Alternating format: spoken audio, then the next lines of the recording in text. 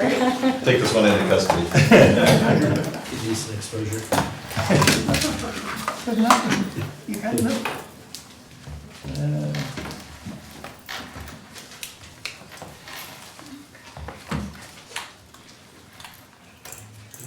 So a couple of people who just got sworn in, right, last week? Yep. One's right behind you. Right here, this one. Mine was 10 years ago. Yeah, he's been here a little while. I'm sorry, I missed 10 years the, ago next No week. the problem. whole story. 10 years ago next week. Wow. I saw one of the guys, he's now the Eagle Chief. Joey Stoffer? Yeah, Joy, he said he's got lots of stories about you, he's gonna impart to his. Oh, yeah, we need to hear stories. More about him. I know where his booking photo is. I think he alluded to that too.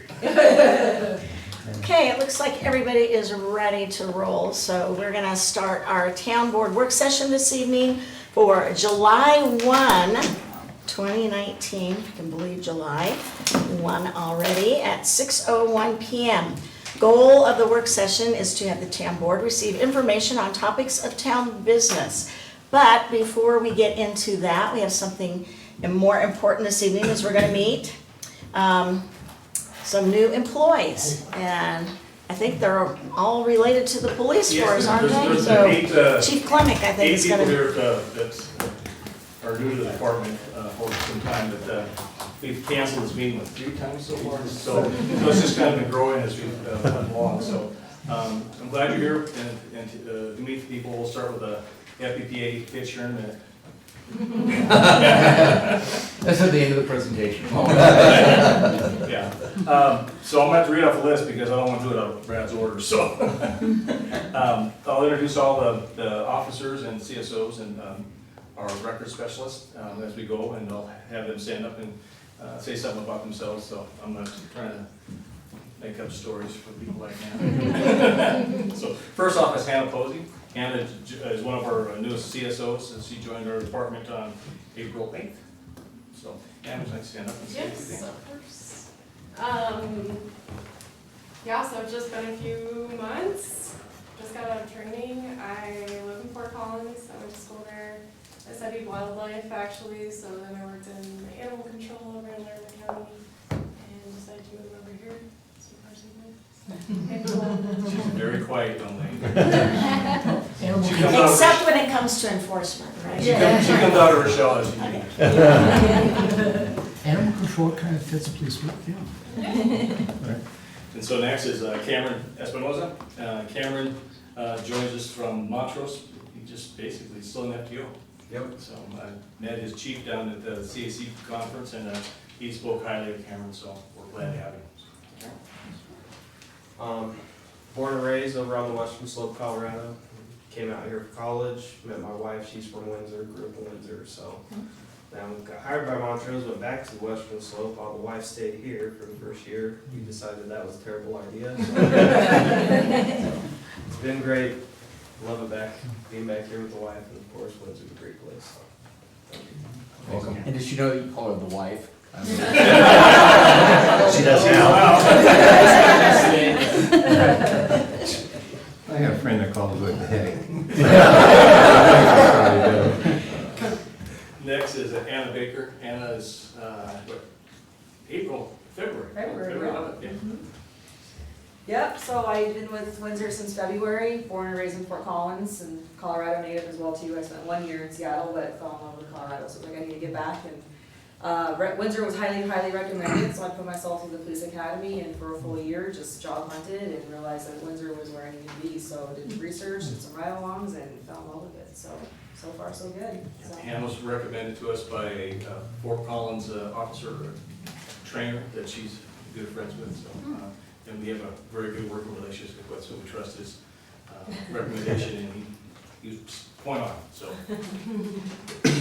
Next is one of our Durango boys, and that'll be Michael Seigen. Mike. Hello, good evening, everyone. I'm Mike Seigen. I was born in Parker, Colorado. Lived here my entire life. Went to college at UNC in Greeley. Kind of fell in love with this northeastern part of the state. Went to the academy, put myself through in Aurora. Went down, got hired by Durango PD. Spent roughly 4 years there. And then started deciding I wanted to come back here when I got married. Figured it was a good place to raise a family, and now we're here, so. With the wife.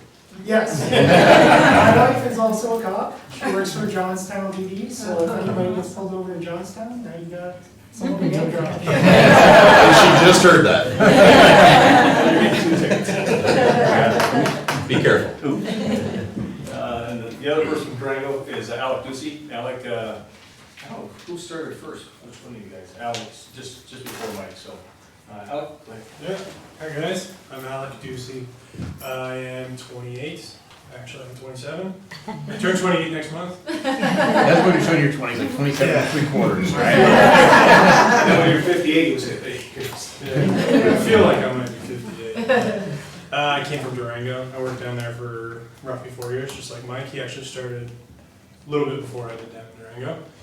Now we're up here. We love it. I come from California, unfortunately, but I'm here now, and I'm loving it. So my wife, my 2 kids are mainly in Fort Collins because that's where we're living, but they're always around and available, and we love to do fun barbecue stuff if you guys ever have it. So let us know.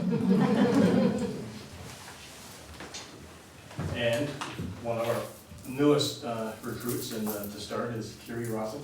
Carrie joins us from kind of an animal control background too, don't you? Hospital. The animal hospital, so yeah. My name's Kiri. I'm also from California and Texas, so I feel you. I'm on my 2nd day of training, so so far so good. But yeah, I was a ER vet tech for 8 years in Evans, so that was fun stuff. But yeah, happy to be here. Welcome. Thank you. And Natasha Dartina. Natasha was one of our CSOs, and she was the first person we put through the sponsored an academy in over 35 years. So she did an awesome job, and we're glad that she's out, and she started at the same time as Curie. So she too is in FTO training. First day. So I feel like he just did my whole speech. You have a lot more to talk about. So I grew up in Windsor, been around Windsor my whole life. My kids go to school here in Windsor. I met my husband here in Windsor. We actually were, I was 6 years old, he was 8 when we met, so we have a long history of being here in Windsor. No, but Windsor is my home, it's what I love, it's where I've always wanted to work, so I was lucky enough to be sponsored through the academy after being a CSO, so I'm glad to be here. Hey, welcome, how you been? Yeah. Carol's here too, as with Josh sitting in and joining us. Carol was one of the driving forces behind our next and last for today. Carol's been telling us how busy they are up front, and they really are. They're overwhelmed with all the work that's generated by the crew. So. By these guys here. Guys and gals, they do a pretty good job pushing it out. So anyway, Deborah Kuhn or King? Kuhn. Like what you pick. She joins us as of April 15th. You remember that day? I know. Sorry, it's tax She day. was my birthday present. That's right. I'm really glad to be here. I just moved from Ohio a little over a year ago guys. to live my family. And in Ohio, I worked at a very, very small municipality, and I did administrative assistant work. I did income tax administrator, and I was clerk of court. So that's my with the police, and we had 5 whole people in our police department. So it's a lot different, but I'm loving it, and I'm glad to be here. That is it for tonight. Okay. Well, I think it would be appropriate that we go around the room so they, I mean, they might have seen the photo and make the connection with the name, but I think it would be nice if we went around and start there. Tom Jones, Town Board. Ken Bennett, Town Board. David Soslowski, Town Board, but Ken Bennett went to the Ohio State The University. Ohio State. I grew up in Lorain, Ohio. So I grew up in Amherst. Unless it's for Columbus and Chillicothe and Washington. I lived in southern Ohio later on. near Zanesville, so not too far from Columbus. All right. We'll meet you at High House. Okay. Can't help, Does everybody know Eric? He sits back in the Eric corner. Lucas, Parks Rec and Culture Director. And I hope that you're a Steelers fan, not Browns fan. I'm staying neutral. She's a, Oh! she's a Bronco fan now. I'm Paul Redemeyer, I'm on the Windsor Town Board. Barry Wilson, Town Board. Miles Baker, Town Board from California. Jess Humphreys, Admin Services Director. Hi, I'm Jen Butcher, Director of Human Resources. And I'm Christy Melendez, Mayor, I'm gonna stand up because he's Mayor of Windsor. And so on behalf of the town board and myself, again, we just want to say welcome. We hope that you all have long, successful careers that are not problematic and that you don't have to see, any great tragedy. We hope that doesn't befall you. We hope that you keep safe as you go about your mission for Windsor. And just remember that you are the face of our community. Safety always registers #1 with our citizens, which is why I think this board has been very supportive of our police chief and his requests to date. When I started on the town board 10 years ago, we had 21 police officers, and today we have almost 40. We have 40 sworn. 40 Say we have 21 in the room. So we've Doesn't even almost get this much staff in doubled, doubled in 10 years, but I hope that is a witness to you about the commitment and that we do take this seriously. But I think it also has proven to be a very good course to go down because we constantly rate a #1 safe city, and I constantly hear from folks. That's one of the reasons why they want to be here. They want their kids to be here because it is that kind of place where you still feel somewhat like your kids can, walk uptown, and you can go about this community fairly freely. And not have to be so worrisome like maybe in some other areas. But we owe that to our chief of police, and who's done a great job. I think we've taken a very proactive stance, being at the forefront, which has been helpful too. So again, good luck to you all, and wish you many lots of success, and Godspeed. Thank you.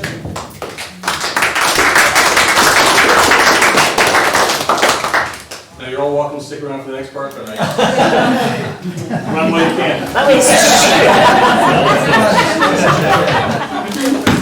As fast as you can. That's maybe like a big emergency call or something. Yeah. Oh, we gotta go? Thank you. Hey, no cyclones? What's that? No cyclones? And Iowa State people going in? There is a requirement. Yeah. I think that, isn't this Flannery just hired? I think, Justin's a cyclone. I think he is. Yeah, he works landed. Okay. So with that, we're going to move on to our item this evening, which is benefit enrichment survey results and proposed recommendations. And it looks like Jennifer is going to give us the presentation. So Jennifer, why don't you get started here? Good evening. Tonight we'll be going over our benefit enrichment survey results and proposed recommendations to better enhance our current benefits. I'd like to thank all of you for your time and consideration today. I appreciate it. I'd also like to thank leadership for taking the time to review the survey results and to really provide their input and recommendations as well. Additionally, I'd like to thank the finance department. They worked really hard in providing the financial information, so that's very much appreciated on their part as well. And last but not least, I'd like to thank the employees who participated in the survey. They provided their opinions on the current benefits and providing feedback on how we can improve our benefits, so thank you. Here at the town, we've been putting a large focus on employee engagement and satisfaction. And really, why does that matter? Simply because employees who are more satisfied in their job are more invested and engaged in work and the progress and betterment for the town. They're more productive, they have fewer missed days at work, they are happier and tend to stay, and they work together in a collaborative team approach. Our culture drives performance. In addition, it also attracts and retains quality employees, and in an effort for us to be competitive in the marketplace as well. So we'll get going here on the results. One thing I do want to mention is that there were some survey questions and feedback that aren't in the presentation. That is because really we need to have some more time to really talk about the implementation of programs and really how they work in different departments. An example of that is the telecommuting or flex time. I just wanted to mention that because it's not in the presentation, but we are working on looking at some implementations for that. The town currently provides two options for our medical insurance, our EPO3, and you may recall we did add Kaiser this year to our employee health insurance. On a scale of 0 to 5, the current mean when we asked employees to indicate their level of satisfaction with the town's overall health insurance package was 4.33. That's pretty good. But, well, I just point out, 89% either said good or great. I mean, so the majority of employees are really satisfied with their health insurance. Yeah, I'd also like to mention too, we're just starting the beginning phases of our benefit renewal. Brad Sorensen, who's back over there, our HR manager, is working with CEBT, and we're looking at other options for next year. We're looking at really possibly implementing an HSA, which is a health savings account, or an HRA, which is health retirement, or not retirement, reimbursement account, and then looking at co-pays too and seeing if there's ways in which we could try to reduce those. And we're also, I think, going to explore maybe becoming self-insured as well. So, as we look at employee insurance and providing that, I think we want to make sure we're covering our bases and not only deliver great health insurance to employees, but do it in the most fiscally responsible way for the taxpayers. So I think we want to look at all those options. We asked employees if they were dissatisfied with any aspect of the town's health insurance package and to indicate which aspects. The top 3 responses, well, the number 1 response, 64%, nothing. They were happy with our health insurance, which is great. The co-pays was the second highest response, and again, we will be looking at that during our benefit renewals. And then the mandatory waiting period at time of hire. That is also something that when asked for more feedback, and also throughout the years since I've been here, some employees have voiced their concerns with that mandatory waiting period. And so explain to the board exactly what that is. Yeah, on the next slide. Okay. So our current employer-provided benefits, the mandatory waiting period at time of hire, and I just like to say also this is for full-time employees, is the first day of the month following 30 days of eligibility. The employer-provided benefits are our medical, dental, vision, long-term disability, short-term disability, and life insurance. And all of that, again, is the first day of the month following 30 days of eligibility. So for example, if you were hired on July 5th, your benefits would become effective September 1st. We're proposing to change the mandatory waiting period and for benefit coverage to begin on the 1st of the month following your hire date. So using that same example, if your hire date was July 5th, your benefits would become effective August 1st. Can I throw out a question for you really quick? Yes. Do you want questions as you go? Sure. Yeah. I just didn't know if you wanted us to wait till the end before. Knowing the health insurance marketplace, if somebody gets hired, let's say a week and a half before the end of the month, and their health insurance starts the first of the following month as you're proposing, that's not normally enough time to get them cards, to get them, in the system, etc. I know that I've been in that dilemma in the last year, and you're going, okay, I need to go get dental, but I have nothing to prove that I'm covered, so then you end up putting off a doctor's visit or a dental visit or something. I mean, I'm just saying it sounds good on paper, but and I'm not saying I'm against it, I'm just bringing up the practical application dilemma of having it be potentially so soon to when it would actually. Why couldn't it be 30 days for everybody? So it always wouldn't be the first of the month, because that's not fair to somebody who starts on the 5th. They get the first of the month. Right. To somebody who starts on the 25th, and they only have like a 5-day waiting period. Right.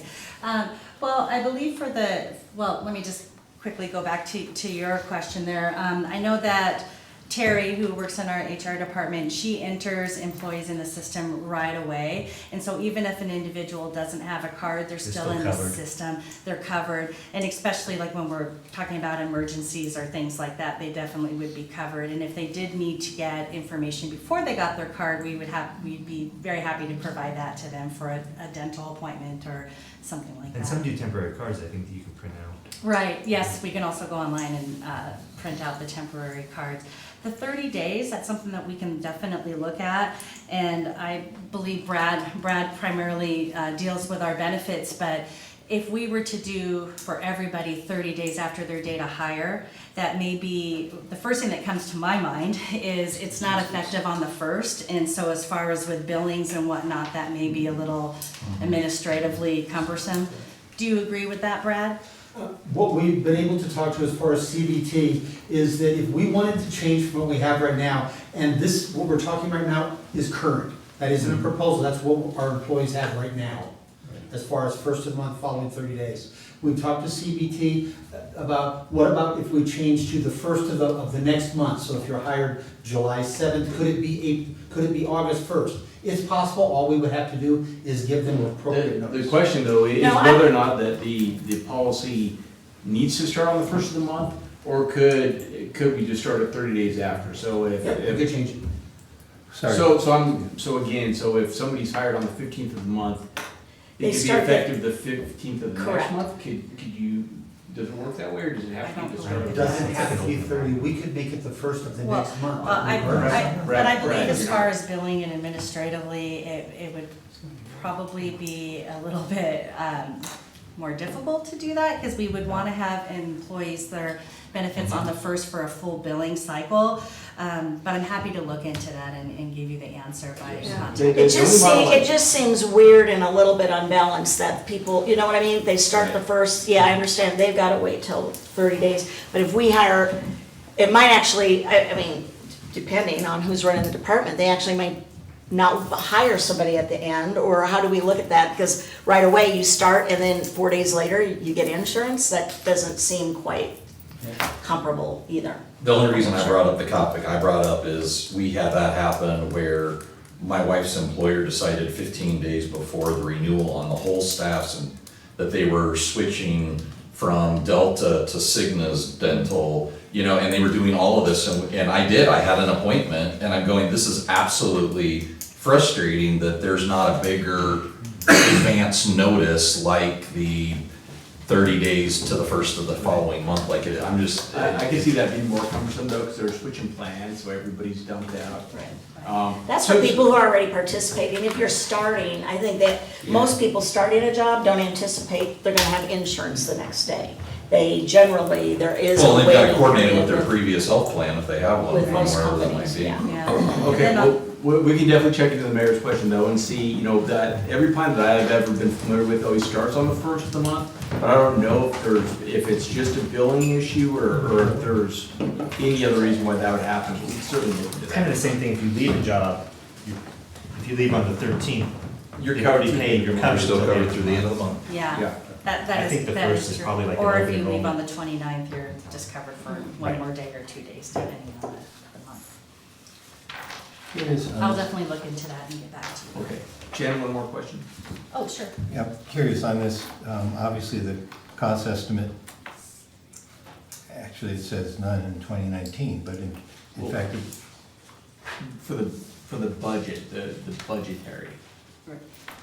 It's. the financial impact is what it's called. I don't know if this, I don't think it's called the budget. So it's in the budget now, right? It's covered by our budget for 2019, is that what you're saying?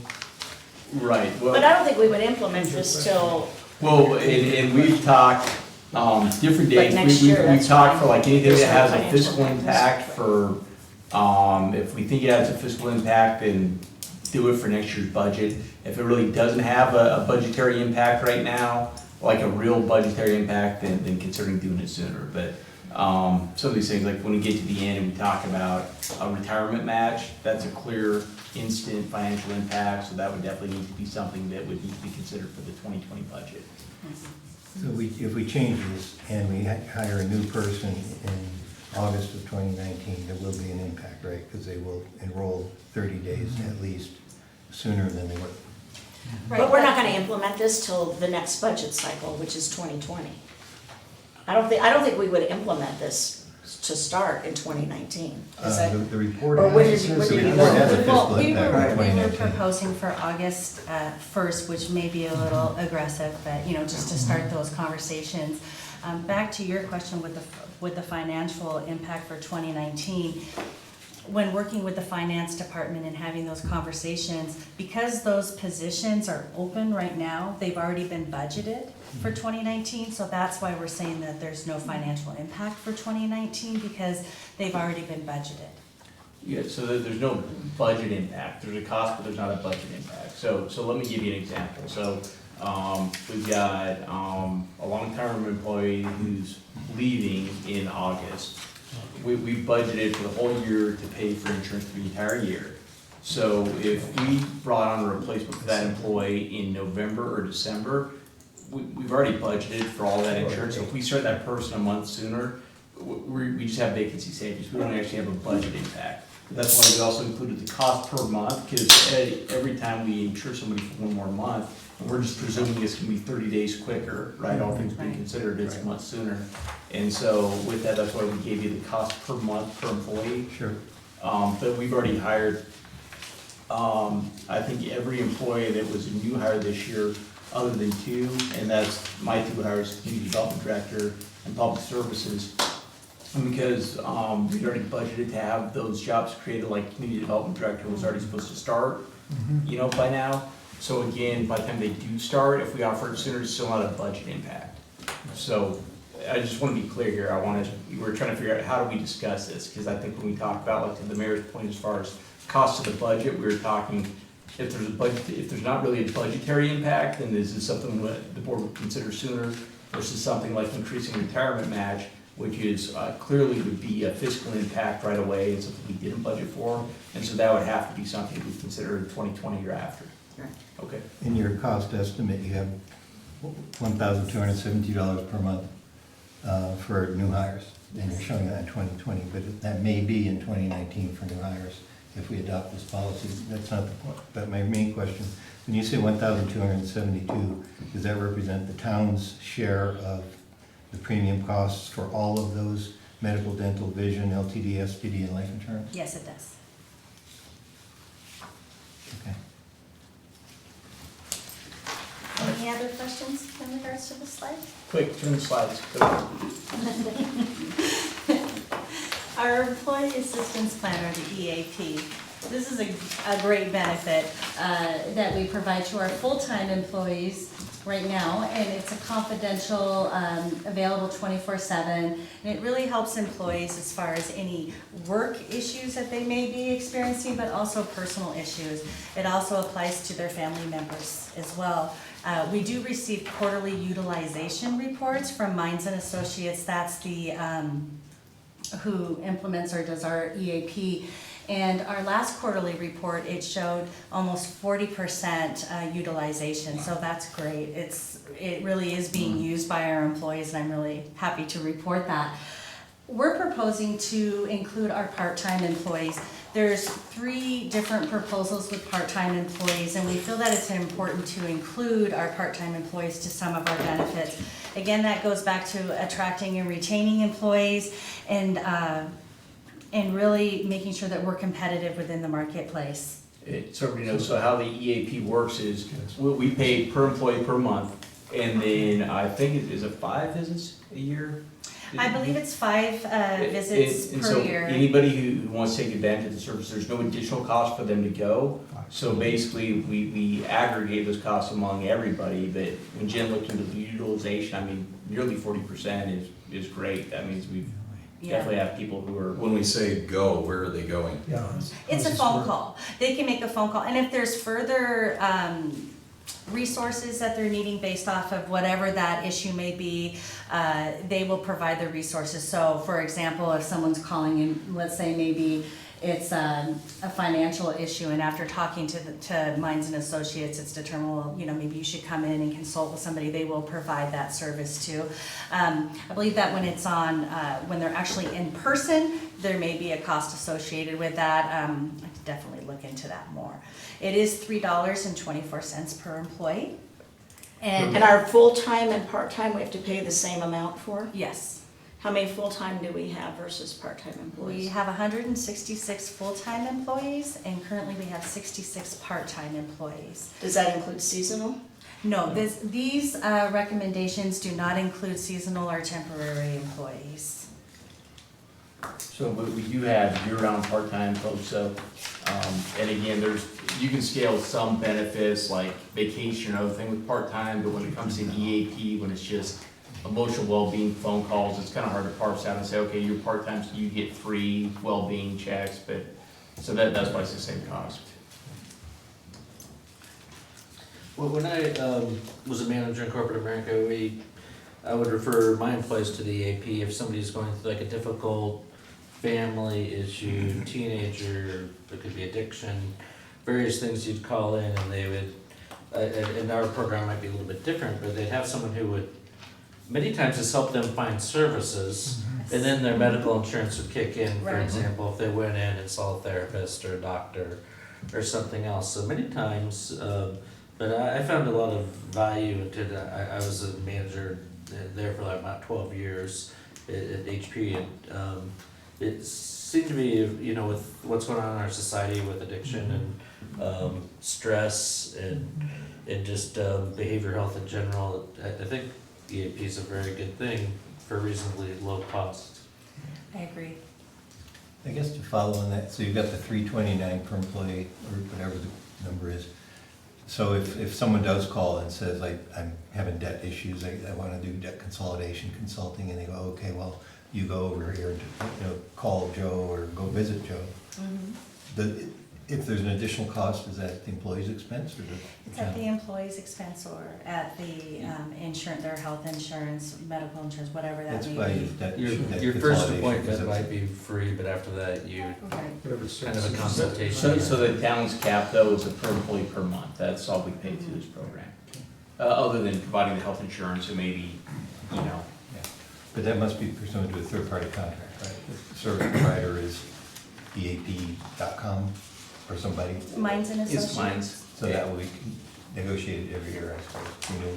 Well, we actually didn't have an increase from 2018 to 2019, but again, with those benefit renewals and whatnot, Brad will be working with our different, with CEBT, Minds and Associates and whatnot to really be looking to see if there will be an increase. We don't know quite yet, but we will. Could there be other alternatives too? I mean, besides the program we're using? As far as like the provider that we're Yes. using, yes, we could definitely look into that Yeah, as well. but mine's is really prolific though, I mean, they're Yeah. used a lot in the state. It seemed to be like, The PD a lot. yeah, it seemed to be like if an employee's going through some, say, difficult divorce or something, and I think it shows that you care about your employee, number one, but then, they get there and they get that help, and then they come back to work, and they're gonna be a better employee, and they're gonna be, better off, so I think it benefits both sides, the investment. I think mostly people, you hope people can show up and work hard and be focused, but when they have this other stuff going on, they're really not. So I think providing the service actually helps the employer out because they're able to deal with whatever baggage or whatever issues they have and actually come back to work and get something done. I think it's a small price to pay for what it provides, yeah. We have employees by departments that might be in more unusually high-stress situations because they're interacting with the public, either Parks and Rec or Police Department. Do we have other programs for employees besides this? And he said, or they work for Eric, and I think Eric. he's got a good That was point my on point. that. Have we broken it out by department? Have we broken it out by department? Well, Parks and Rec, 100%. Do we have other programs for employees besides this? Well, we have I'm not other- suggesting, I'm just asking. Right, we do have, and Eric, please feel free to jump in if you'd like, but with our wellness program, you know, I know that they do address as far as stress issues and ways to cope with different things as well. As far as a specific program for that, not that I'm aware of. Something extra? Yeah, we did. Yeah, I thought you did it. Yeah. Well, we used the Minds Assist, and last year, the family picnic, we actually, one of the representatives came and met with the families to discuss, because they have a lot of the stuff they offer is for the family also, as well as stress, legal, and they're very easy to reach out to, so. And they also come to our safety fair Yeah. annually every year.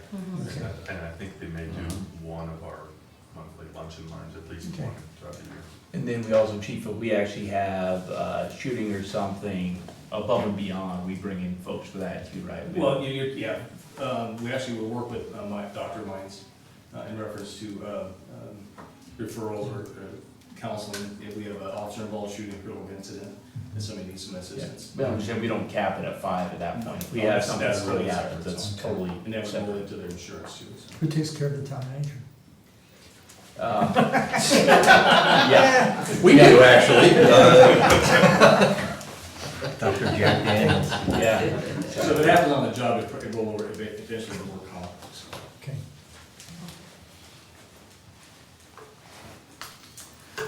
When it comes to vacation time off, we asked employees if they believe the town's vacation time off is competitive with other employers, and the response was 3.2.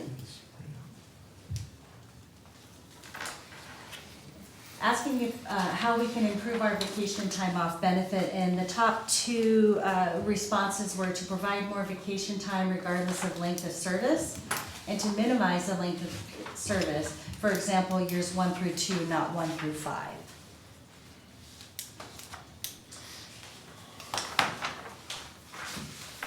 During our comparison with other municipalities, we discovered that our biggest difference with our vacation was really the first 5 years. One of the reasons why I have to print out is because this is, as you can see, we're adding quite a bit more tiers there. Currently for full-time employees, and this is for full-time employees working 40 hours per week, it's years 1 through 5, they receive 80 hours annually. Year 6 through 10, 120, and year 11 plus 160. We're proposing to adding more tiers there, and really, again, it's to be competitive in the marketplace, but also really to encourage that work-life balance as well. What's the cap? Can they carry over? Or That's the next. That's the next category, Yeah. Carry. Good question. The cap is the maximum amount vacation leave is eligible, and an eligible employee may carry over from 1 year to the next is limited to the maximum of vacation leave they receive on an annual basis. I think in your question, the cap at 20 plus years, 16.66 hours accruing, and it's 25 days, 200 hours. It's 5 weeks. 5 weeks. 5 weeks. Yeah, 25 shit, I wish I had that when I was working. So you would have found this valuable as an employee? So you would have found it valuable? I wouldn't be retired, yeah, I'd still be there. I find, I think I get 5 or 6. Never get to use it all either, so. Right. I think it's Yeah. I don't know how I. Last HP, I got 5 weeks after 20 years. So you're saying they could carry over with the 200 hours, they could carry that into the next year as well? They could, So they'd have Your age and your years of service. 10 weeks off. yeah, 400 hours or 10 weeks of vacation, but really, that's not ideal. We really do want to promote work-life balance to our employees, For and your 1 month. I strongly believe, as I know One way. leadership and other managers and supervisors, that really we should encourage our employees So what we to wanna take that cap that, I vacation. mean, I know like Kodak just went to a thing where you can't roll your vacation over like that. And actually, they cut back 2 weeks of their employee vacation time across the board for all their longstanding employees. It became a problem at Hewlett Packard when they let people carry over a lot because people accrued these big amounts. And you obviously have to carry that liability financially. So I think vacation is a good way for retention. especially bumping it up in years 2, 3, 4, not making them wait till year 5 or something like that. Right. But yeah, the carryover part, you know. I think we need to look at that. I think when I was there, we went from like where people could carry over almost unlimited to be able to like maybe carry over 1 week or 2 weeks or something. There was kind of a cap on how much you could carry over. Okay. Otherwise, you know, you have people carrying over 3, 4, 5 weeks. Right. Along with that, it says unused vacation that exceeds the maximum will be paid out, cashed out at the end of each year. Right, so And that's a wise move. I mean, that's one of our I proposals, right? didn't use all my vacation, I didn't use all my sick leave, so when I retired from school district, they owed me a big check all at once. Yeah. Which was nice, but from the organization. And I thought we looked at that's that kinda- a couple that's years a ago, hit to didn't the we? organization. And we decided we were gonna roll some of that kind of back, so we wouldn't be Well, if stuck you in put a that cap- If you situation. put a cap on it, but then you also pay out at the end of each year. Yeah. So it's So- less of a hit to the organization. So the town did roll back on the sick leave. I think Yeah. that the town had allowed at one point, and there still are employees that exist under that, where the town is gonna buy out, we have to owe them, pay them for their sick leave when they retire. That is not a current construct, so any new hires and new employees, when we leave or retire, all of our sick leave would just go away. And that is compliant with Colorado state law, so there's no issue there. Right now, vacation leave, anything that isn't allowed to roll over right now, employees just use. Where who this really hits are our longer-term employees that quite frankly can't get out of the office. I think it's a crazy disincentive. Especially when people say, well, I can't really leave, I'm shorthanded now, or I've got to stay here to snowplow, or I can't take vacation, whatever that is. Right. I just think that that's a big disincentive to people say, this is vacation you've earned, but if you don't use it by the end of the year, you lose it. And by the way, if you're a dedicated employee, you may end up losing some. So right now, we don't currently pay for that time. And like Jen said, I would rather be an organization that really encourages people that work-life balance and to take the time. But to the extent that they can't, I hate to see us just say, oh, you lose it and too bad. Well, that was kind of, I wasn't being a saint by not taking my vacation, I couldn't leave. Yep. A lot of times, at least I thought I couldn't. So Right. maybe we could look at a system of how can, we've talked about the succession plans too. For a key person before they leave, we have somebody else ready to take their place. And maybe we need to look at who the assistant managers are and can they step in for somebody while someone's gone for a week. Did that make sense? It Okay. does, and I think that, you're talking about a good place to be. I just Yeah. think we're not, I get we're that not, it's hard, we're not, right? we're not there. Right. 'Cause you There also basically- might be a hybrid, something in between where you don't necessarily take it away, but there's a bigger incentive to use it than to carry it over. I think a Or lot of that has to something. do with just, how management issues and really, again, going back to encouraging our employees to, they've earned this time, they really should be taking this time off. The use it or lose it kind of forces that. Yeah. I mean, you don't want them to take the whole month of December off because they. But I they take a day have off. seen positions where it's really hard for that person to leave because there's nobody else agree. to do the job. And we hired good people, they got a work ethic, and they don't want to ship the sink while they're gone. So, that's a little bit of a dilemma here. What is your feeling on, I'm sorry. what is your feeling on the PTO structure instead of this vacation sick thing? Yeah, we've had some discussions about PTO and we've looked into that. I actually have some notes here that I'd like to share with that because there are, as we know, some municipalities that do have PTO. Greeley, for example, does that. Excuse me? Greeley. But these vacation times, along with it, they also get holidays off too, right? How many paid holidays do we get our folks? There's 10. 10. Oh, yeah. There are 9 full holidays and 2 half. But to go back to answer your question, with our tenured employees, with their sick time, right now we have that cash out with our sick that Shane already touched on. And then also with Colorado state law, the paid out vacation, by law, we do need to pay out the vacation, whereas with sick, we do not have to. So after talking about that, we decided that it would probably be best just to really separate those two at this time and maybe have further conversations about it in the future. I think PTO would increase the amount of liability that we're carrying. It's really clear that we have to pay out vacation time, we don't have to pay out sick time. If it's PTO, I think we probably need to pay that out.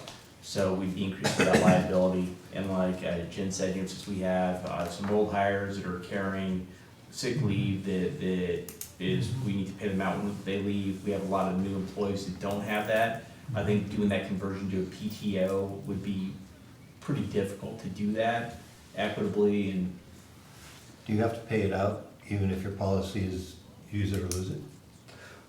well, I think the policy that we used to have with sick leave is people are paid for that when they leave. So I think even if they're not accruing past a certain cap, when they leave, whatever they have on the books, we would pay them for it. As far as use it or lose it though, if your policy says, well, you use it or, anything under this cap that we don't let carry over, you don't have to pay for that. I don't think there's a legal requirement. If you say that you can max have 80 hours you can carry over, you don't have to pay for what people lose. Right. That's what I questioned when you said legally you're required to pay out vacation but not sick time. But if it's PTO and you don't allow accrual or carryover, then there's never a liability balance. Right, it ties back to the town's The policy. policy. Can I ask a question? I just thought it weird. So let's say we have an employee that's been here 35 years and they've been able to roll all of this over, and then we have to pay it out. Do they get it paid out based upon the income level that they accrued it at, or it's the ending? salary that they retire. Wow.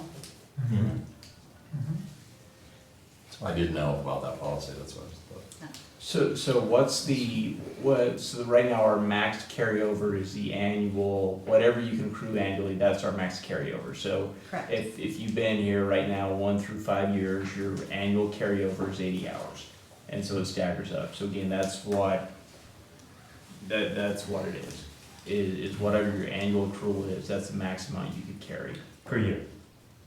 Well, yeah, but in any given year, so if your max accrual is 80 and you carry 79 hours over and you accrue another 80, at the end of that year, all you can carry over is 80 hours. It's not a cumulative. It doesn't, okay, it's 80 hours max. Yep. That's fine. Oh, year after year? No. Not It's- 160, not 320. So if you accumulate 120 hours a year, if that's how much you can accumulate, that's all you can carry over. So on December 31st, you have 120. But you get a new, Well, that year, Next you year would is generate another 120. 120, but at the end of you that can't year, carry over. you can't carry that over. it's like our water policy with NISP or with Northern. You carry over 20%. Seems to me that- I just, okay. seems to me like once somebody hits their carryover cap, then they're automatically in a use it or lose it Right. situation going Yeah, forward. yeah. Unless they get another Currently, milestone. that is Yeah. how it is. However, we do have a proposal coming up as far as for any amount that exceeds the carryover, that they would be cashed out annually on that, or that they can convert it over to their retirement plan.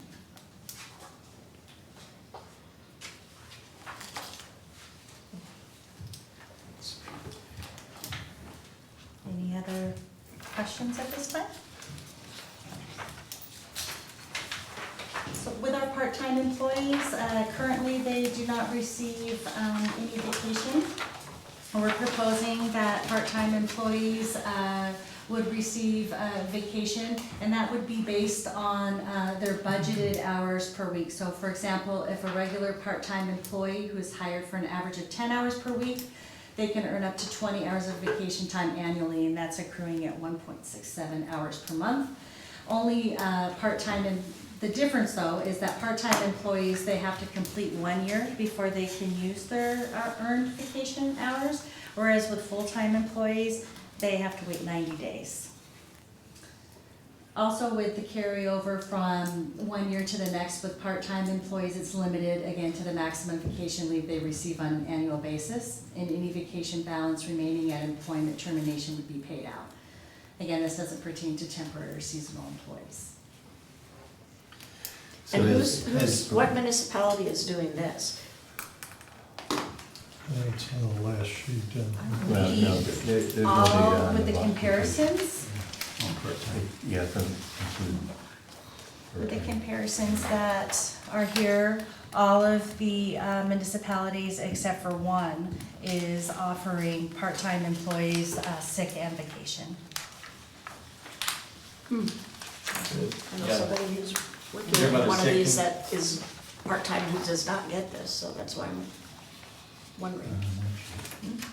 Are They they? better go. We could talk later about that too if you'd like. Okay. What's the rationale behind making full-time folks wait 90 days before they start accruing vacation? Is that just an industry standard? I believe it's an industry I standard just and it is made something that. that has been, just from my research, it looks like it's been our policy here at the town of Windsor for a while. However, with sick, there's not a waiting period for that can be used immediately with our current. So it's not accrual, right, it's using it. I mean, you start accruing it right away, I just. Start accruing it right away, Gotcha. but in order to use it, you have to wait 90 days. Yeah. Thanks. And sometimes it's, I've seen policies that are 6 months or a year, so it's just like when you're a new employee, you have to, you accrue it, but you can't actually take that time off for a little while. So in your example, the part-time employee working 10 hours a week could accrue 20 hours, which at 10 hours a week is 2 weeks of vacation Right, in there, a part-time employee. 14 days, or 10 days.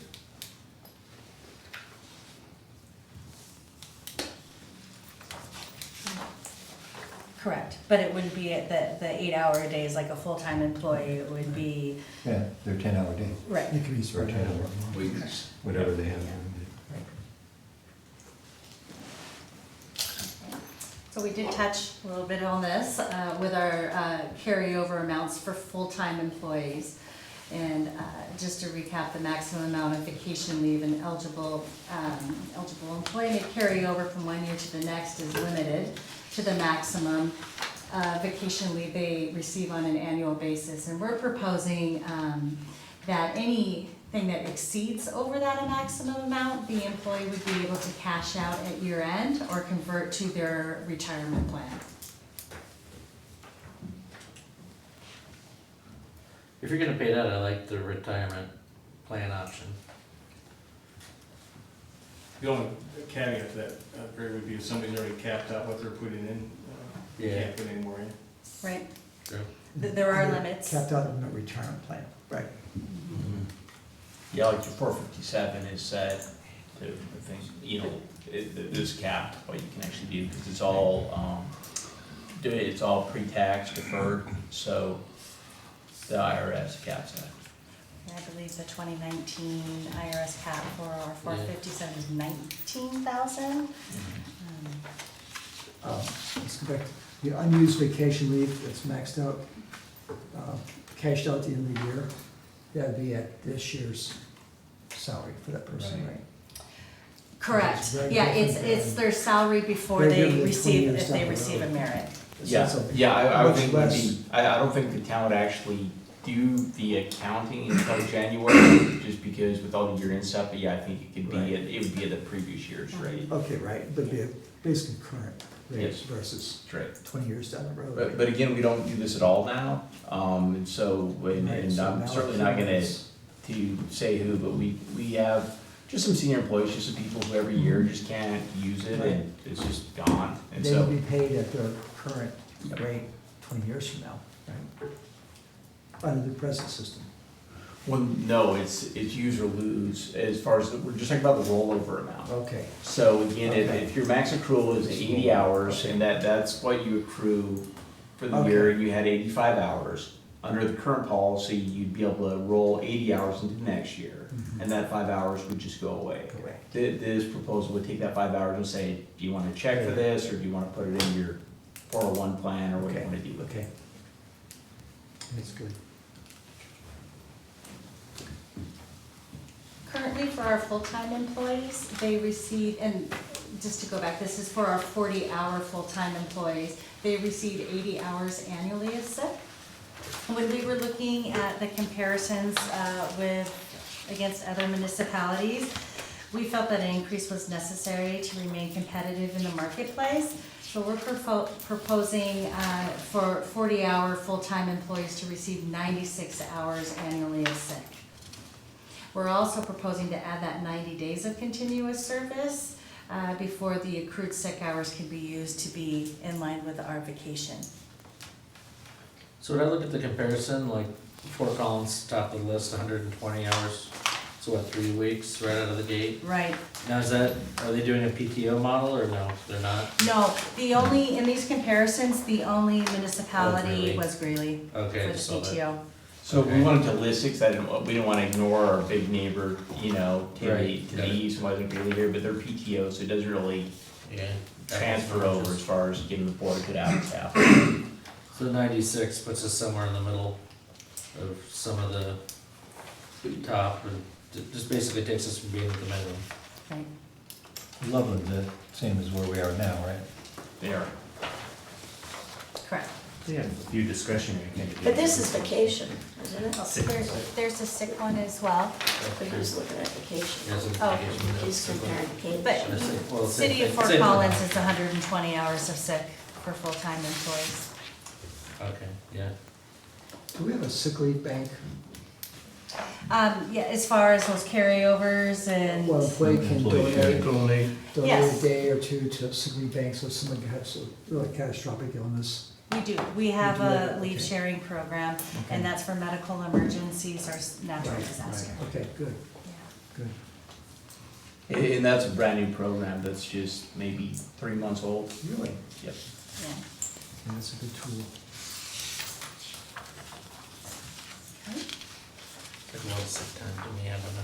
What's that? I mean, it's across the board, but it just seems like a lot of sick time when you job overhead. I mean, not just us, but across the board.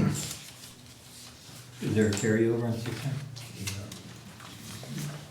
There is, right now, for our maximum sick leave, and with our schedule. So what we have right now is for our standard 40-hour, full-time employees, it's the max at 480 hours, so that's 12 weeks of sick. But we do have for employees that were hired before January 1st, 2017, and those max accruals are a little bit higher, and that's where they have the cash out as well. Yeah, they're quite that high, and honestly, this is a lot of sick leave, but again, it's not exactly a liability, because when they retire, it just goes away, at least anybody hired after 17, so it's not as, I think the policy going forward with the amount of accruals, because you're right there, I've always, whenever I've left a job, I've had, if they let you accrue 30 days, I've got 30 days on the books, it's just what you do. But when you have folks, people get cancer or a sick kid or something happens, they just burn right through it. So I think it's something that you have, just kind of that parachute when people need a lot of sick leave, they really need it. For most people that have, get a flu 2 days a year and the rest of the time, I think most people don't use it at all. It's just there if you need it. So, just to clarify, unused sick time carries over 100%? And there's no Up to max? 480 hours. 12 weeks. Yeah.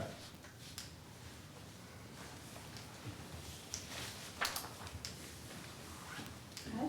So we're also proposing for our part-time employees that they'll receive sick, and it's just very similar to the vacation. Same scenario at that accrual of 1.6 hours per month as that example for an employee who works 10 hours per week. Also for our part-time employees, they must complete 90 days of continuous service before the accrued sick hours can be used. And that they can carry over their unused sick hours, but that's from one calendar year to the next. But they may not carry over a sick balance of more than 120 hours. So with our full-time employees, it's that 480. With our part-time employees, it would be 120. Again, this doesn't pertain to temporary or seasonal employees.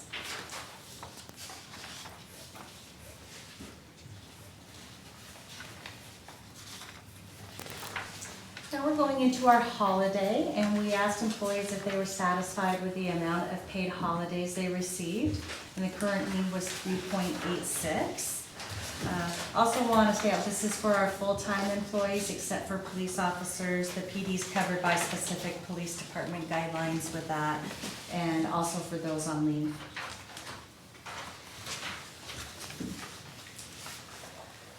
So during our comparisons, we don't really think we're necessarily behind, but in an effort to be more competitive, we are proposing to add one full day, which is really adding that Christmas Eve half day and the New Year's Eve half day into full day holidays.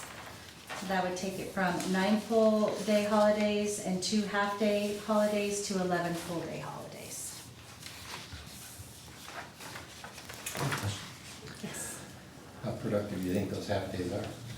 I mean, honestly, I would tell you People this. like taking on like vacation. This, for this holiday schedule, I think we are competitive now. You know, these are, because there were other questions we asked employees, where they just could give us like, just write down what you want. And we had a lot of people say it'd be great if we could observe Veterans Day.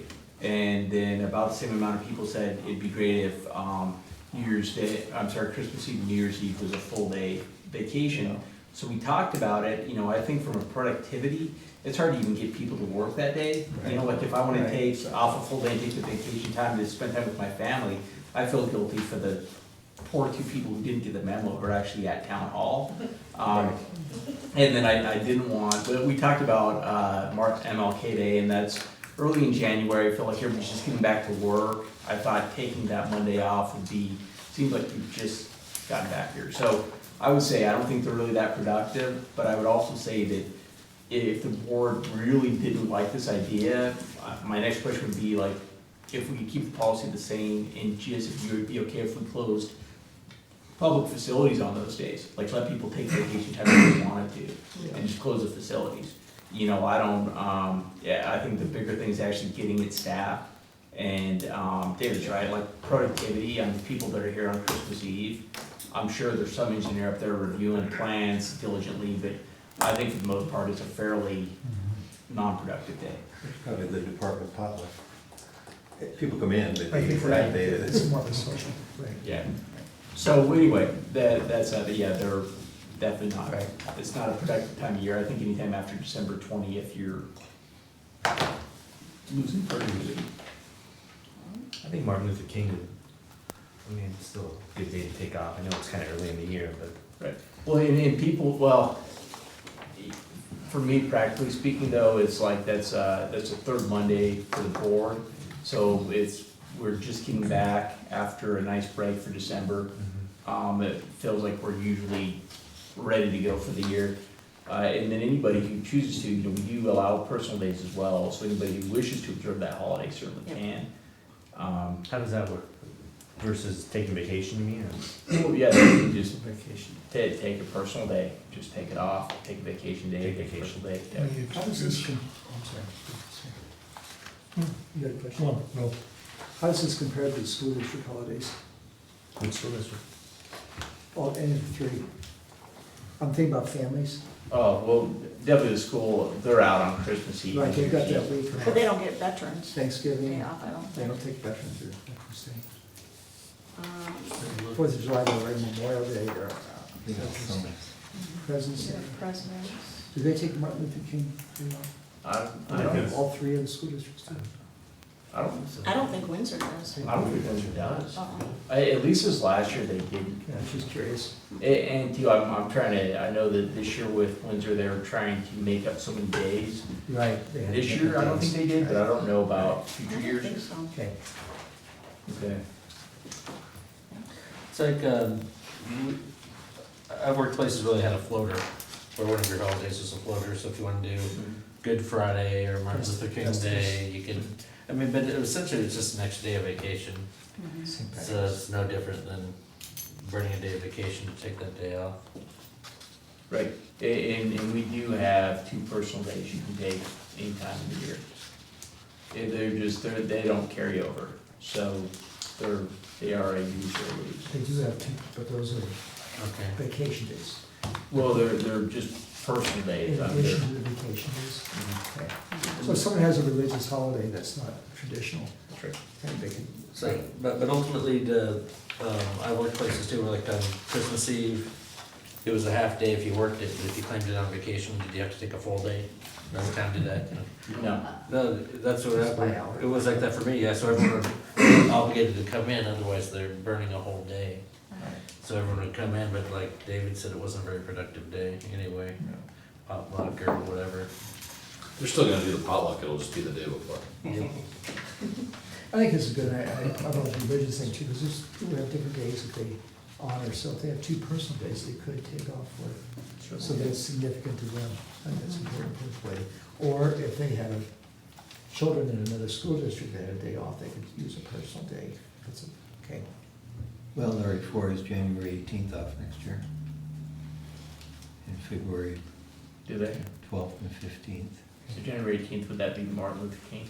They don't call it that? Third Monday. Yeah. Yeah, It's the 20th. That's it. yeah, they just But have the it. family would have the option, the employee would have the option of taking that off. I go back to the survey, it sounds like a lot of our employees though like where we're at, right? Yeah, almost. They're satisfied. Yeah. If you go back Yeah, to- it's nice. Yeah. Which you gotta, I guess, translate back to means they're satisfied with what, Yeah, I think. I think the holidays are good. Okay. So our final survey result is in regards to our retirement plan. The town, right now, we have a 401A, which is a mandatory money purchase plan in which the town contributes a specific percentage for each eligible employee, and that's based on the amount or percentage the employee contributes to their 457 deferred compensation plan. The 457 deferred compensation plan, that's effective immediately upon employee's hire. The 401A currently is after 1 year of employment. When employees were asked if they were satisfied with our current retirement plan, it was 3.59.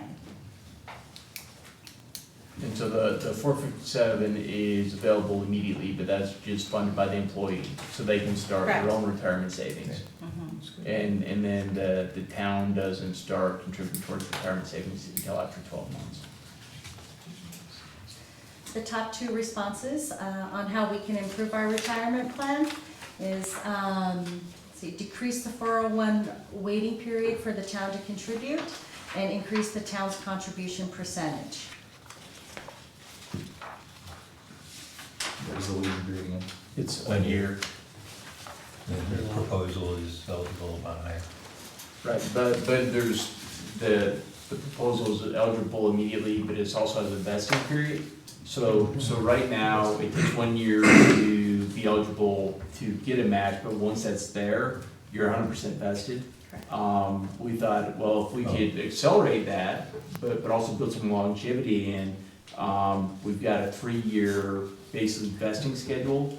So that, you know, I think it, you know, that is, I think, a little bit of trade for the employer to where, okay, you're in sooner, but, you know, you only get a portion of it. So really, I think in the long run, if the employees are here over 3 years, it's a better deal for them.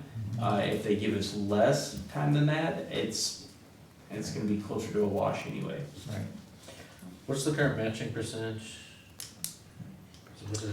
It's on the next. Yeah, currently, if the employee, and this is for the 401A, if the employee contributes at least 2%, the town will contribute 6%. If the employee contributes less than 2% or does not participate in the 457, the town will contribute 4% into the 401A. So we're proposing 3 changes here with our 401A. The first one is for eligible employees to enter the plan immediately upon date of hire, and to add those, the vesting schedule for 50% the first year, 75% the second, and 100% the third year of employment. And then adding 2 more tiers as far as with the town's contribution. So adding, in addition, if the employee contributes at least 6%, the town will contribute 8%, and if the employee contributes at least 8%, the town will contribute 10%. And Jen, how many people that, did you get a chance to look and see how many people don't contribute? Yeah, currently we have 13 employees that do not participate in the 457 plan. So the town contributes 4% into their 401A plan. And it's immediately vested. No. Well, yeah, Yeah. currently, the 401A, after a year, though, Right. so it takes you a year to be eligible for Sure, that, but once after we you're there. put it in. Yeah, you're 100% Correct, vested. it's That's right. 100% vested. And the town doesn't put anything into the 457, is that correct? That's That's- strictly employee? It's just, yeah, strictly employee. Okay. So that concludes the presentation. I do have on their proposed effective date, 8/1/2019, or it looks like maybe they're, we need to have further conversations as far as those financial impacts and whatnot. Is there any other questions I can answer? Let's go back to the financial impact on the memo. Total financial impact for 2019 was 215,000 and some change. Yes. And didn't we, as we were talking about staffing and salaries and benefits, didn't we put money in the budget? We did have money, for the merit, but again, this is showing as if we did everything in the beginning. My thought, my recommendation would be, I think everything but the, retirement matching, increasing those matches, the board supported that, because that is a real financial impact, a real budget impact for this year. So I would recommend that if the board, didn't want to pursue that or a hybrid of that, that we put that in for 2020, so we can just budget for that. The other things, again, I don't think that they have, there's a cost associated, but I don't think that there's a budgetary impact with them. It's not, you know what I'm saying? Right. So Yeah, those because could we be already sooner. budgeted. But I think the retirement matching, now again, I'd like the board to talk about whether or not we allow employees to, be on the plan sooner. I want to talk about obviously we want to talk about all that, but. Well, and what else is the request gonna be next year just for employees in terms of the pay scale too? And where is this into comparison? I think we have to look at the whole picture, Right. not just this as a piece, because there's gonna be another request in 2020 for either additional employees or additional pay grades or increases. And all of that has to be, this is only part of a picture. Right. There's a much bigger picture, and what I would need to see is, while we've seen some communities, yes, we've got Fort Collins on here, but we all know we're not Fort Collins. And the Loveland's on here, yet we're trying to be even higher in terms of the vacation period. And we're trying to be better than even Loveland, who's a bigger community than us. So we aren't even being compared to communities like Golden, who in terms of population number is more equal to us.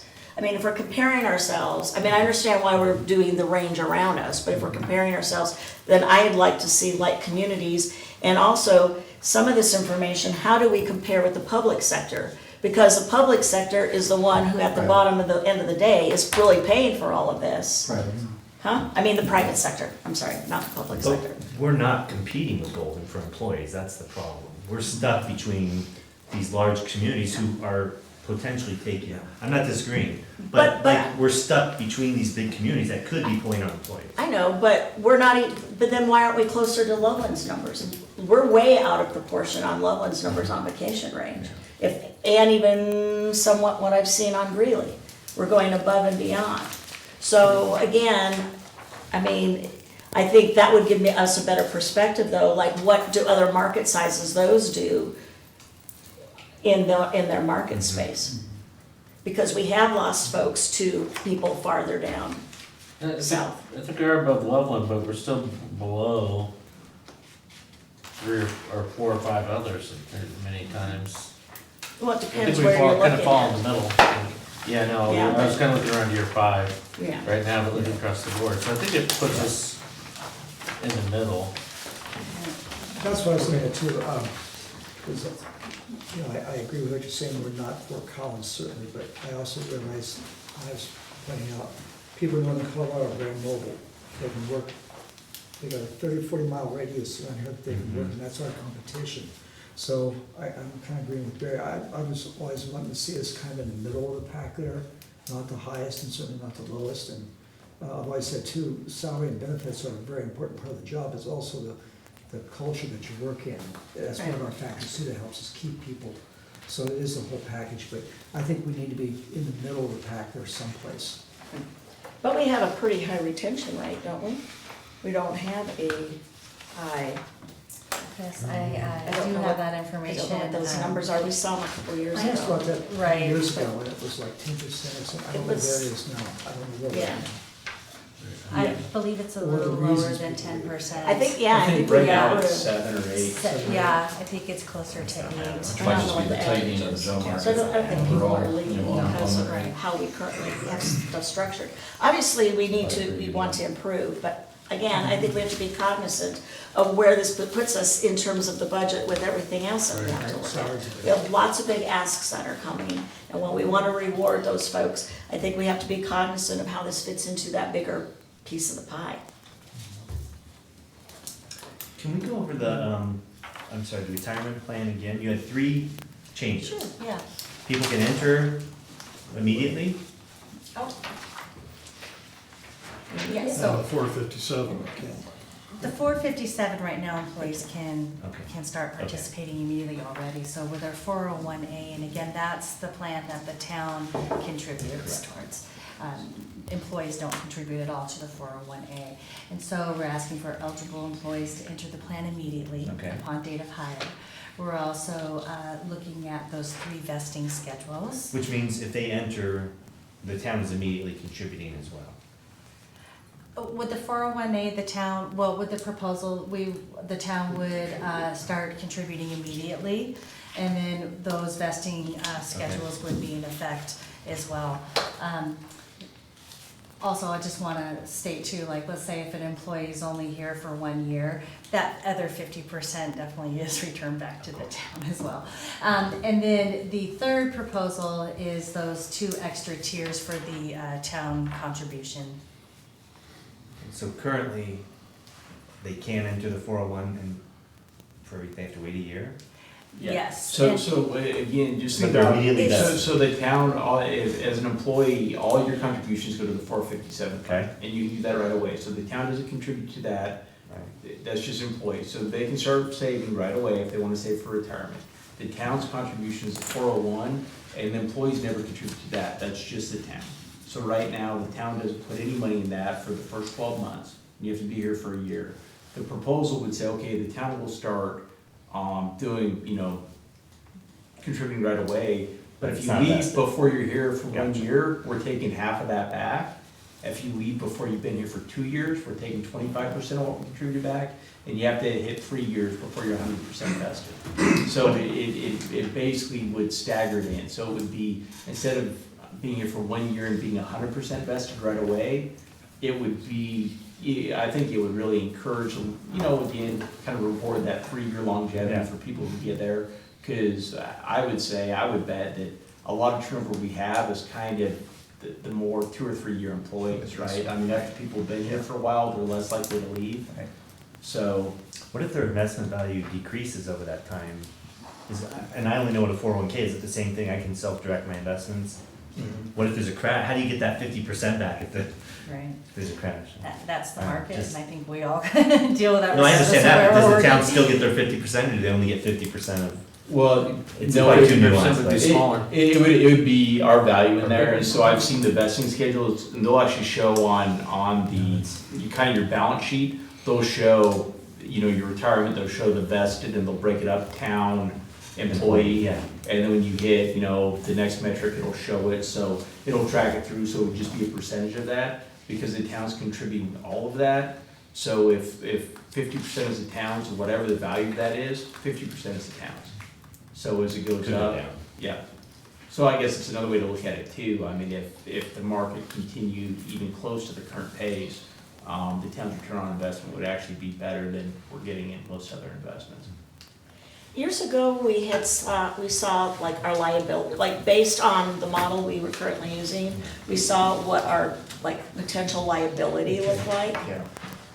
is there a way to do some kind of, like, if we moved with some of this, we could see how that affected that potential future liability output? We Do don't, you we remember don't that? have I defined think it benefits. was, You don't have a defined benefit.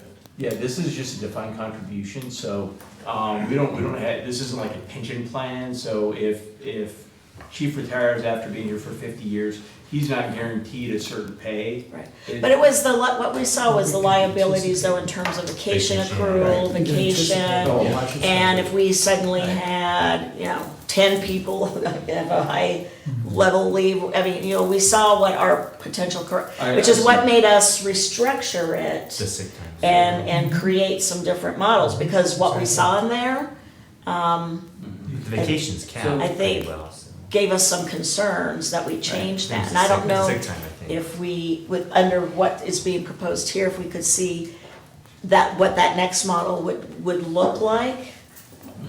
So Shay, another question, when I dealt with this in the past, when someone accrued the vacation, the company I worked for had to put up the money at that time, at their current salary.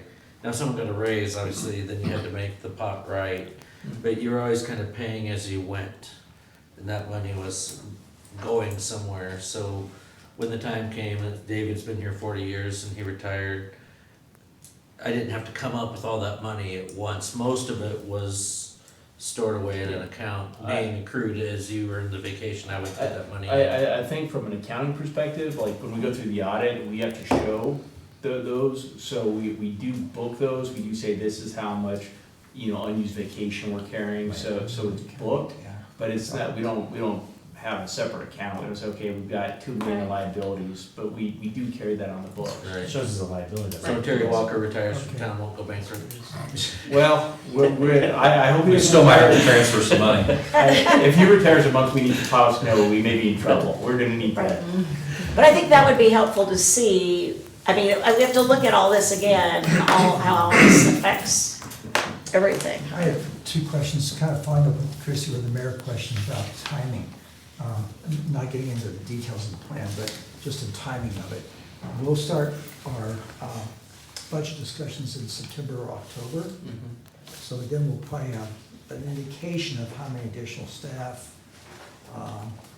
Would we also have maybe an indication of increased salaries by October?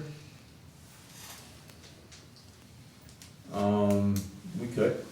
Okay, and my follow-up question was, what was the rationale for implementing August 1st? I'm not arguing one way or the other, I'm just asking. As opposed to January, just start with the budget. Yeah. Right, that was just discussions that we had, especially with leadership and just kind of looking at a time frame. So I think it was really just a date to put in there to spark a conversation as far as, when we should start. And then, again, for those that may not pose a financial impact for 2019, thinking if we could start those sooner than later, then why not? Why not do it now? Yeah, could we get the number that this would increase the budget for 2020? I mean, can we figure what all these new proposals might cost us? I know you have the Definitely. 19 numbers here. but- Right, Right, I'd be happy to do that. because 2020, I would guess, is gonna be higher than what we're seeing here. This is only from August to what you, right, August to the end of the year. Correct. is that. Yeah. So I'll get those numbers. I'll also look at municipalities that are more comparable to town of Windsor. It just would be interesting to see what they're doing also, I mean, as well as the surrounding communities, so you could put that all in the picture. So are we gonna have another work session on this? I mean, I'm just trying to get, what's the next step? Are we is staff assuming that we're going forward with everything that's been proposed? I don't know where. I'm definitely not assuming that. Well, I don't know, I'm putting it out on the table, what's our next step? I think it's an important conversation, and I think I've heard lots of other folks wanting to see some other pieces of information. And so I think we need to probably, and give them ample time to put what they need to put together. Would that be in And have August-ish, another, like some kind of. 30 days out or something like that? Well, I don't know about 30 days out, I'm actually thinking, again, just, because the mayor's right, this does tie in so much with staffing and stuff. I think maybe we should just wrap this up into that staffing discussion with the board when it's budget time, so we can just kind of show you, just kind of show everything at once. And again, like Jen said, a lot of this is just, we did the benefit survey, we kind of had feedback from folks. I mean, I do think that, I would hope that we, can look at regionally and say, yeah, well, geez, sure, because we lose people to other municipalities. I'd like to say, sure, Loveland may offer you $5 more an hour, but look, you're, Right. you're accruing 3 less vacation days a year, or whatever that is. Right. So, I like to be able to kind of one up adjacent communities, at least in some places, because we know that we can go head to head everywhere. So we got the feedback from staff, wanted to get that back to the board and show you kind of what these could look like, but let us just, when we talk about personnel, kind of bring this back, so. Do you think, we previously started our budget conversations in August. Do you think That's why I was throwing out think we August, might is be because that's able to normally when we're starting to put out there have whatever. at least maybe an That's just initial capital, right? discussion? Yeah, That was the CIP. We're gonna definitely do our capital in August. Okay, That is, okay. absolutely. Okay. In general, I really like the concepts in here. And like what you just said too, I think we do it to be competitive, and there's a lot of give and take in the competition thing. And Northern Colorado people can, drive to other towns and by housing issue, housing is somewhat more affordable in other communities. So, we need to be in that middle of the pack there, so we are competitive, however that shakes out. But overall, I like the concepts that you're talking about, I think, for employees. Right. And some of these philosophically, I think, I would say like with the holidays, it's like, well, we're pretty competitive. I mean, I don't, know that necessarily needs to change, but other places, I think like a year to start getting a retirement match, I think we stand well behind the pack and the norm for doing that. And I think that can certainly be a disincentive to come to work here, taking a year out to do that. So I think there's some places where we're a lot further away. I think some places where we're pretty competitive and. Well, I think there could actually be an argument here that why would we be changing anything? Because if you really look at the overall respondees, we have a considerable amount of our employees that are good, it's good or above, and they overall seem very satisfied. I think more than anything, I don't know that we're necessarily responding to, we see a big issue within here that we have to take care of. I think it's something bigger about looking into the future of, your employee base as you're moving forward, right? And how you want to be attractive in that scene, in that marketplace. So that's what I'm seeing here. I don't see an overall dissatisfaction. I mean, if you average this, we're probably 3.5 or better in every area, so. I always want to point out too, the money and benefits are big for people, families, but how you're treated on your job and who you get to work with, the culture that's established by you and the managers is really a critical factor also. Sure. Well, and I'm glad our scores are high. The last thing I want in any organization is that there's a high level of turnover, which when we came back to talking about that it's very low, 4, 5, 6% or something in that ballpark, tells me that we are competitive in what we pay and the merit increases, the benefits, etc.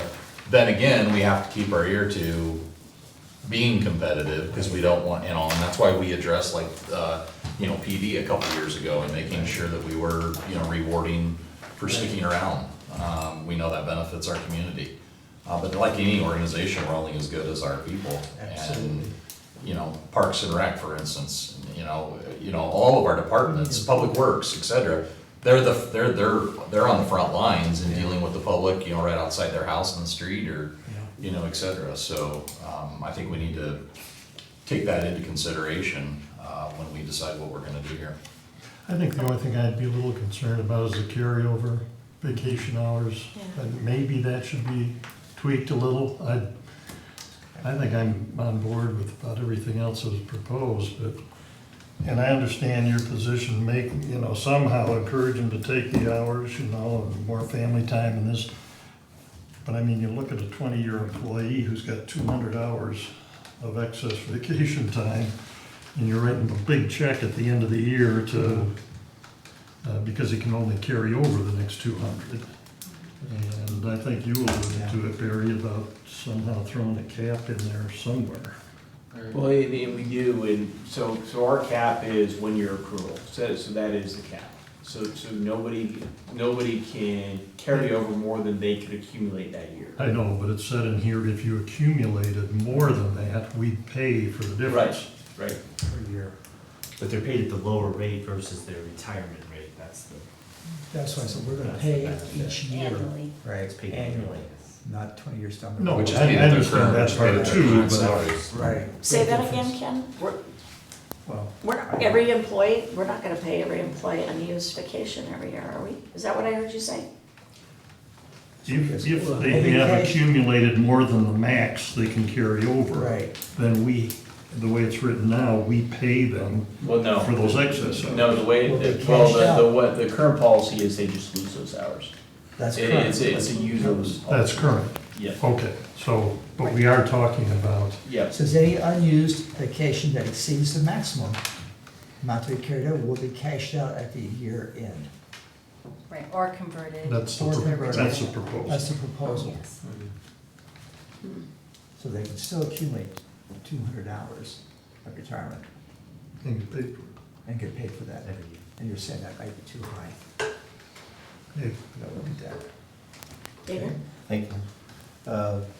So I'm gonna be opposite probably my buddy Ken, because Maybe not. it's been, maybe the world's changed. I guess I retired in 2015, so that's 4 years ago. And I was working at a Fortune 75 company. And I can tell you, we were maxed at 3 weeks vacation, no matter how many years of service you had. You had no short-term disability insurance unless you bought your own. You had no life insurance unless you bought your own. LTD, you co-paid half the premium, and similarly on other health benefits. I feel like this offer, even our current, is extremely generous, and amazingly generous. Now, everyone will say, yeah, but your salaries in private industry were higher, or, so you know, the benefit package was lower, maybe, I don't know. I guess I'm concerned really, if you look at 2019, at least What are you what we. looking at, David, so we can be on? You know, Oh, it's your own chart, okay. I found I was jumping between their financial impact memo and then the comparables, and then, so I just put it all in one sheet for myself. But in 2019, the financial impact, according to the memo, was $215,000, and that's in a stub year. That's in a year where we're estimating it becoming effective in August, right? So the financial impact next year has got to be $250,000, and quite frankly, probably more like $350,000. Before I'm ready to sign up for any of that, I've got to know darn well that we need to do this. To your point, the survey suggests we don't, and to your point, the retention rate is high. So what's the problem we're trying to address here at the tune of $350,000 a year? I had asked, and you saw the email, for estimated impacts based on our staffing plans and salaries, right? All this stuff's driven off pay scale. So we have cost of living increases next year, all of this will cost us more. Right. And I hate doing any benefit or any package where it feels good today, but we don't think about how in fact we're gonna pay for it 5 years from now. And this worries me. This is a big cost. And so I am very hesitant to say this is a great idea, we should move forward. I definitely would want to look more analysis on this. I think we need the 2020 numbers for sure, how the Yeah. 2020. Yeah. I felt the same way coming from a big company, that this is a very generous package. And probably the two things that surprised me the most were probably the part-time. When I first read this, that kind of surprised me. I don't know if part-time people really expect that. And of course, they'll welcome it. And then the 401k matches, I think, when the employee puts in very little, they get a pretty.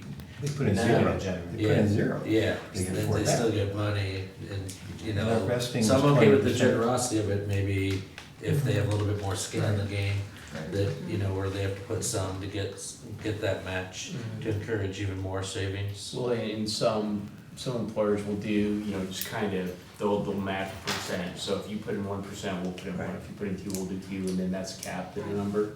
Ours was capped at 4 and it vested 20% a year. So it's 5-year vesting period. Can we, when we come back, also, based on what Barry just said, can we look at what the numbers or the financial impact would be if we take all the part-time stuff out Sure. and don't offer extended, I mean, because again, that was just something that was brought up to take a look at. Let's look if that gets pulled back out.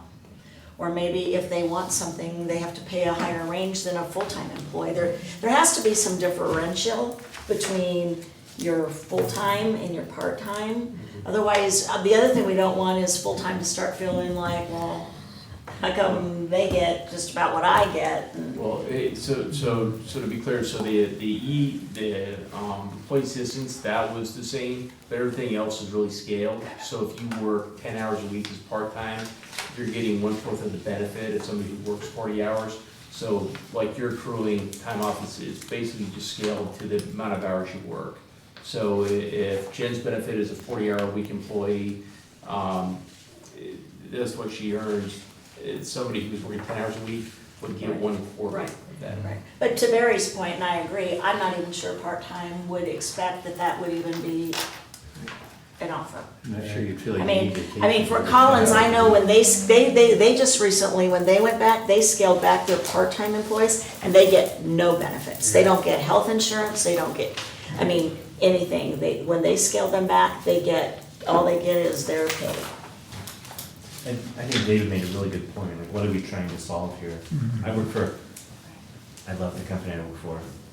It doesn't have a super robust benefit package, and I think if I was the boss, which we are, I'd like to think, how could I do it better? So I agree with you, but I think there's nothing wrong with trying to do better and treat the employees a little better. I don't know, you know, we've all heard it, right, and the mantra was always, money doesn't make people happy. You give them salary increases and they still hate their job. Gee, the problem isn't what you pay and what your benefits are, it's the culture. There's a culture and your supervisor and. Well, that's a piece, there's all these Yeah, pieces, that's one yeah. piece of it, you know, pay is pretty big. But it is important to look at how this impacts next year and even beyond. These are some. Yeah, because these aren't short-term commitments we're making, these are long-term commitments we're making. And to somebody's point over there, you know, what we are putting into place today, we wanna make sure we can carry on, and if we get, a downturn or a recession, and there's gonna have to be some other things to be looked at, you know, and we also know we've got some big infrastructure bills coming into the pipeline as well. Yeah. So all that has to be taken into perspective, because you only got one pot that has to go around in lots of different ways. Another thing we know is that people will accept less salary if there's a good benefit package, so it's not just either or, it's a combination of things. So I don't know what the right balance of weight of that is, but you know, in some cases, the benefit package is better to employee because you're not being taxed on it. Then my only comment too is, you know, I just never wanna be in a situation where we have to cut it back. I went through that where I lost my pension and then, you know, you lost your pager pay, and then you just, if you're on call, you get That paid goes back back in the always. day. You're not that old. Not that far. And then, but you know, the 401k match went down, and it was just. Well, see, that's what I was every quarter, alluding to earlier, that's what Carestream just did that to all their employees. They brought down their match, they said they interviewed all of the private industries in the marketplace. That's why they took away people who have like 36 years in the company, they took 2 weeks of paid vacation away from them. I mean, just literally took it away. But if it happens, it happens, we can't predict the economy or anything else, and if we say we have to cut back, then we have to cut back. I mean, look at Kodak, those guys who took that huge golden parachute in the 90s, and pretty soon they were cutting back their medical, they were cutting back everything, and if you have to do what you have to do. Right. Jane, was there anything that was not brought forward to us, or is this kind of like, hey, this is our best case, this is our big wish? Is there? I mean, you guys. Jen said that in the beginning, there's other, other ideas that were floated in the benefit survey, like, you know, kind of a flex working schedule, you know, is there a way to make that work? That takes a lot of logistics on our side to say, can we do that? You know, is there a way for people to, I'm not huge on the telecommute concept, but I think there are some aspects of that, some jobs that could lend themselves to that sometimes. You know, for example, like when we had some snow closures of people that find it hard to come in, we are able to VPN, people can work remotely. And so I think in a limited fashion, and it showed us, well, geez, we actually can do some work here. There are jobs that lend themselves to that. So we are looking through those concepts. We also had some requests to look at like HSAs and HRAs, and so that's gonna be more of our normal renewal health bill. Also had comments about the perception that our copays are high compared to other places. So we're just working through those things, Right. and so those will be, they just weren't ready for prime time here. So, because ultimately you are presenting your budget to us, and if you were to include these things, I mean, you have to be comfortable with what you're bringing towards us, and, you know, hopefully that you're comfortable with all this, like our budget. Yeah, you know, for me, I really, this was about getting the survey in front of the board, get your feedback, have you look at that, you know, I do think there's a couple places where we could be more competitive. I think there's other things that are, you know, again, maybe it's just kind of the philosophy of the town of where we want to be as an employer. You know, do we want to be just kind of middle of the market? Are we okay being on, you know, this end of the market or that end where we want to be? So that's a little bit more pay benefit philosophy. But I think you said a key word, the assumption is, and sometimes just getting out the actual information and data and some of the comparison will show that whatever the thought is, it's not really, I mean, you know, we're not as below, or we are on average or better, or, you know, right there in line, you know, because I think sometimes if you don't see that, you can assume, but once you look at the data and information, it changes your perspective. It seems like a pretty large, it's a big commitment, and it's a commitment that will continue year after year and grow year after year. I'm wondering, the woman that did the salary study and presented on that, the consultant. Yeah, Candy Sederi. I thought she was really good. I mean, she was, she lived in data, right? So I thought I liked her presentation. If she does a benefit study as well, would the board entertain getting a consultant to look at it for us? Because if you remember, even on the salaries, she was making recommendations that we're saying, I don't think you need to match this, or I don't, you know, I think she was being fairly conservative in her analysis. This is a big issue. I come back to, this is, I hate these discussions, to be quite frank, because this is the part of our duty to the general community where we brush up alongside employment decisions, which we're not normally supposed to get involved in, and who should get what, and, you know, all of that. I mean, granted, this is a procedure. This is, you know, obviously regarding the bottom line of the town, et cetera. But at the same token, like, we left it to management when we did the pay study to say, this is what the merit, you know, what the pay study was gonna be. Okay, now at your discretion, go implement it, you know, with what, you know, we had thrown out there. And I'm just saying, I'm sure there's a lot of staff that are watching right now, and I just feel, not that we're not trying to make the tough decisions, it's just, this is such a fine line, and what you had just said, I really would like to come back to what is staff's recommendation. You're on the front lines with, you know, dealing, maybe not necessarily you, but your directors, you know, et cetera, to say this is, you know, you know, our part-time people, we can't seem to keep anybody. You know, our part-time staff, we're always hiring, or, you know, our full-time staff, you know, always complains that they're not getting paid enough or whatever. I mean, my point is, I would like to, and maybe this is at our next, you know, work session on this in 30 to 45 days, whatever that might be, where we, you know, get the recommendations of the staff to say, because that's, I mean, on other topics, that's always what we defer back to is, what is our staff, you know, telling us? They're the ones that have to, you know, deal with turnover, or deal with, you know, what they pay, and whether it's competitive, and, you know, or not, et cetera. We just are approving the bottom line, black and white, you know, et cetera, but to say this is how it really is implemented, and this is where we either struggle, like you had started to say, there's a couple of things that I think that, you know, we really need to take a look at, you know, call them non-negotiables or something like that, but that may be your recommendation to us, you know, versus, well, you know, that's what I'm saying is that I'm trying to give respect back to our staff. you know, to say, you know, we normally take everything that they say with great But I think weight that instead of- information should go to Shane, and Shane can glean that information and bring that back to us. I instead agree, of- don't have any problem with that yet. Instead of making them Right. have to. Well, yeah, no, and that's kind of what I heard Paul saying, basically, so I appreciate everybody's feedback, this has been really great, I think, for us to hear the board's feedback and your comments. So, yeah, that'll be the plan, we talk about personnel, I'll bring this back, I'll take, you know, really everybody's comments, your thoughts, other things you wanna see, and boil that more down into just kind of recommended direction when we talk about it next, okay? Okay. Okay, thank you. Great. Thank you. Future meetings? Thank you. Did you have anything? Thank you. Thank you for all I your hard work. don't, we are still You trying, and- to- we are still trying you guys. to, Brad, thank you, Brad.